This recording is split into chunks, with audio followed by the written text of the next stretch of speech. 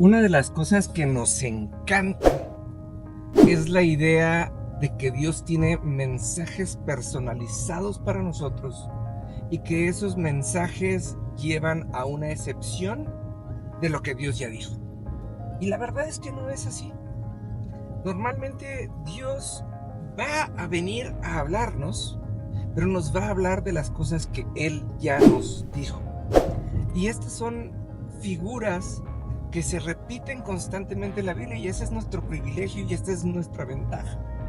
En el Antiguo Testamento Dios usaba profetas.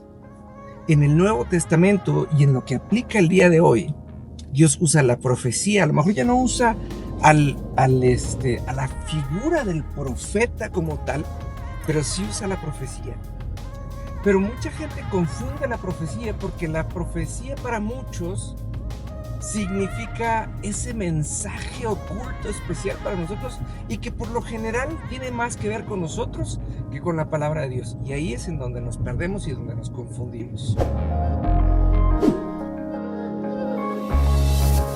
Amados, muy buenos días. Fíjense qué interesante es esto. A mí me encanta cómo Dios hace las cosas. Porque cuando Dios usa un profeta, ¿sí? El profeta que es de Dios normalmente viene a hablarnos de lo que Dios dice, pero no habla de lo que Dios dice acerca de nosotros, sino que nos habla a nosotros de lo que Dios dice y en donde nosotros encajamos en la palabra.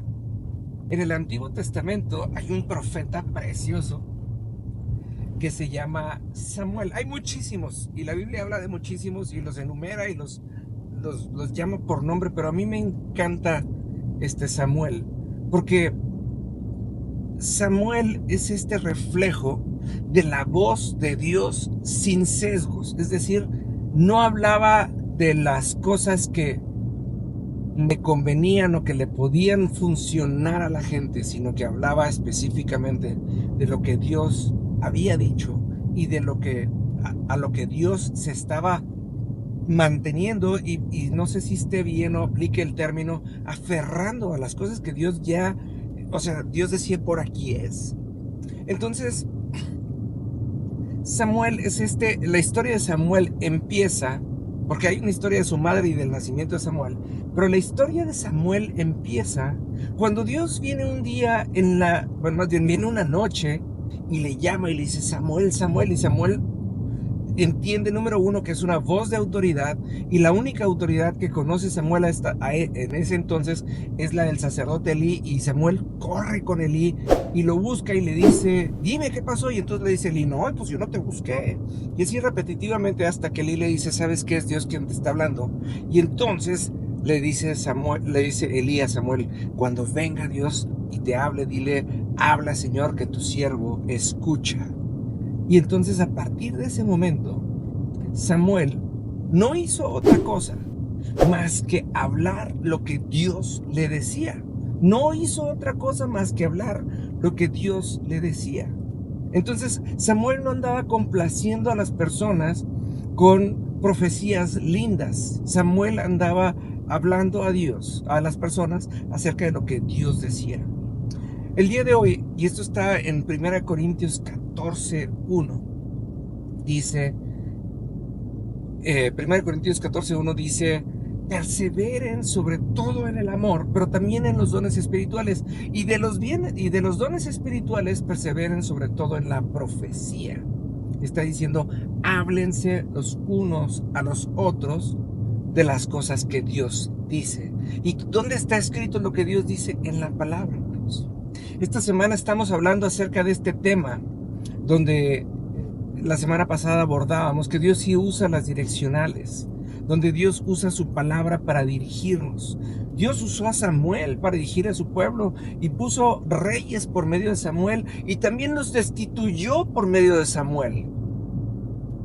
Es decir, Dios habla por medio de sus hijos y cualquier persona, usted o yo, deberíamos de ser capaces de hablar de parte de Dios, y no para complacer a las personas, sino para poder dirigir nuestros caminos.